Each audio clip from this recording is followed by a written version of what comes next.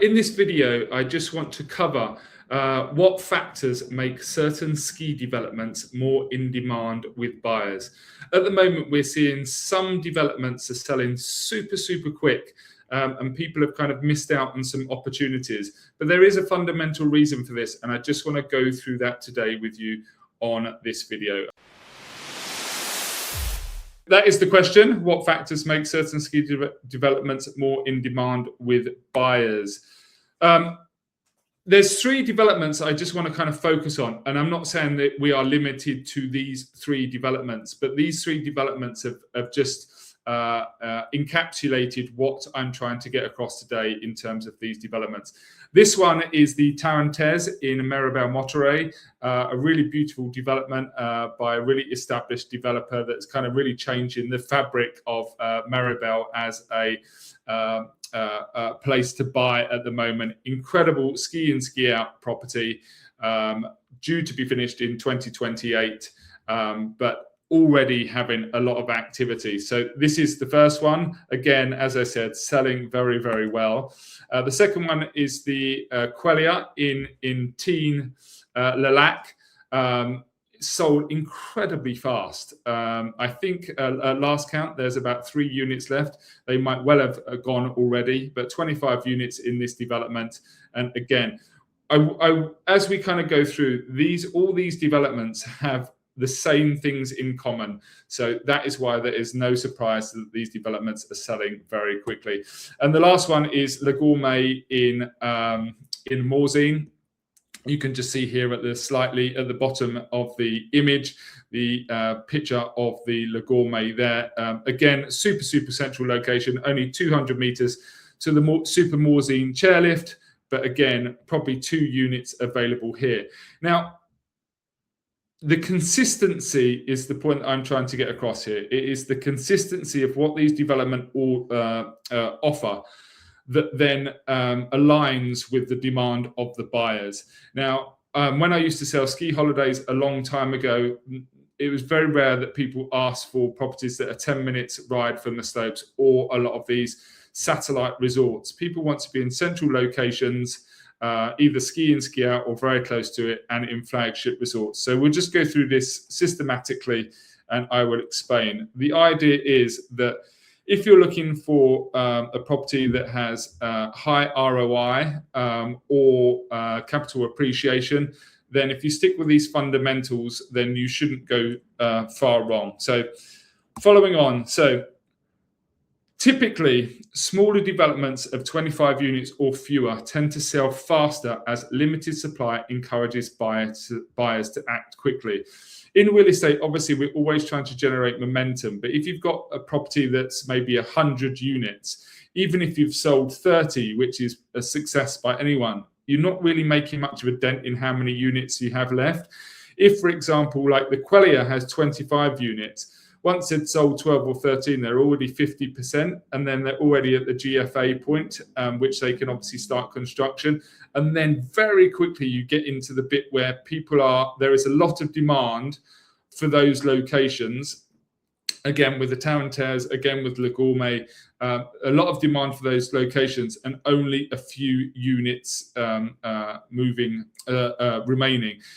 Typically, a lot of people are scared to make the first move. So the first 5 units are maybe for let's say, investors that have typically done that before. And then it's the kind of middle section, anywhere between, say, 5 and 15 units is where things tend to fly pretty quickly. And then that momentum gets kind of pushed the other side. So smaller developments of 25 units or fewer, it also allows for resale because you're not competing against 100 units in your development. So that's what I would suggest. New developments obviously benefit from the lower notary fees, typically 2 to 2.5% in comparison to a resale property at 8 to 9%.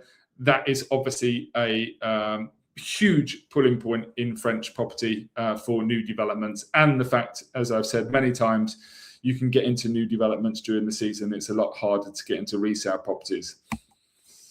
Stage payments to the end of 2027, 28, that's what we're seeing a lot of at the moment. Obviously, people want to have more flexible with their payments. Either they're getting a windfall in 6 months, or they're getting a bonus or something along those lines. So that stage payment is really beneficial for buyers at the moment, rather than paying whatever it is, anywhere from 500,000 to 5 million up front. The stage payments are really assisting.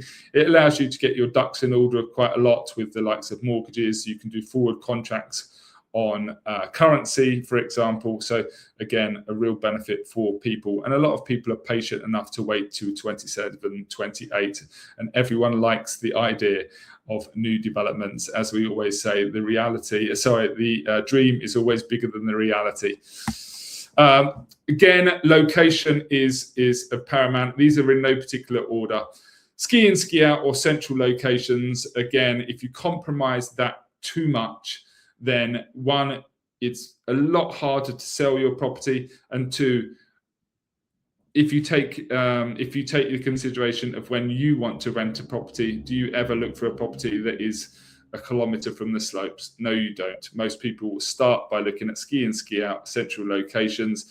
The properties on the outskirts are generally from the overflow of these places being too full or overpriced. One thing which we get a lot of is the high altitude flagship resorts. Morzine, obviously you can get up to a high altitude, and Avoriaz. But if there are 250 resorts in the French Alps, there are generally 20 to 30 resorts that just get a lot of that focused attention. The likes of Val d'Isère, Tignes, Méribel, Morzine, Chamonix, all these kind of places always have a lot of focus of them because they're well known to people. They've skied them many times and they are familiar. So again, if you go to a smaller unknown resort, it's not where the demand is focused. I'm not saying it's not a place to buy. It's just if you're looking for where the demand is going, it is not in the smaller resorts. It's always in the more well-known resorts. And I don't really see that ever changing. The 20% VAT rebate and flexible usage is pretty much what every buyer we speak to asks about. If you speak to most developers, 99% of people are taking the 20% VAT rebate and then having the flexibility to use these properties when they don't rent them out, or for 2 to 3 weeks of the season. So again, a huge pull from new developments is the 20% VAT rebate and the flexible usage. More common than before is developments with wellness facilities, and that's due to the fact that less people are skiing. And the fact that there is, I guess from a health perspective, people like to have a better cool down at the end of the day than necessarily just going to après ski. And I think that wellness facility is very common with the kind of healthy lifestyle and being in the mountains. A couple of developers we've spoke to said that any developments they will be doing in the future will always have wellness facilities. Such is the demand. Trusted, experienced developers, fundamentally important. I've been doing real estate for probably 25, 30 years, and I would never recommend going to a developer that is building its first-time development. So check that there is a track history of it, how experienced they are. Most of the times you can walk into a development that someone's built in the past, so you can see the quality for your next development and how the developer is evolving. But a trusted, experienced developer is of paramount importance. They've been there and they've done it. And finally, dual season is becoming a huge factor in people's purchase. I put this last actually because it's not the only factor. We still have a lot of people that are primarily buying for the ski resort, which is why they want the high altitude.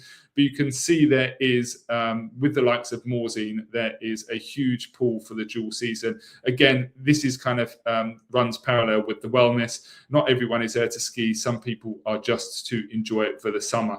So these are the reasons that these developments are selling. They all have these factors in their developments. And as I said, not just these 3 developments, but lots of developers. But if you're looking for a new development, consider if you can get as many of these factors in possible, because that's where the demand is, that's where your asset will become liquid, and that's where the ROI will be generated from these kind of locations and developments. So if you find things like this, these are the ones that I would consider investing in. If you're enjoying these videos, please feel free to watch our YouTube channel, SnowOnly. Also, we have another channel, which is SnowOnly Plus, which is all the things that are necessary when purchasing a ski property: currency, mortgages, wealth management, notaires, and we can put you in touch with all of them. So we are all-encompassing, wrapped up in a nice bow and presented to you as an easy way to buy your ski property. Please feel free to go onto snowonly.com and look for your ski property. We have loads of things coming on snowonly.com that are going to be game changers in the ski industry, and I mean that genuinely. So please follow us, sign up to the newsletter, because there is some incredible information that we know is going to help buyers and sellers map out the future of buying ski property. We are doing a lot in the scenes behind. We can't wait to launch it. Anyway, hope that helps. Cheers, guys. Bye.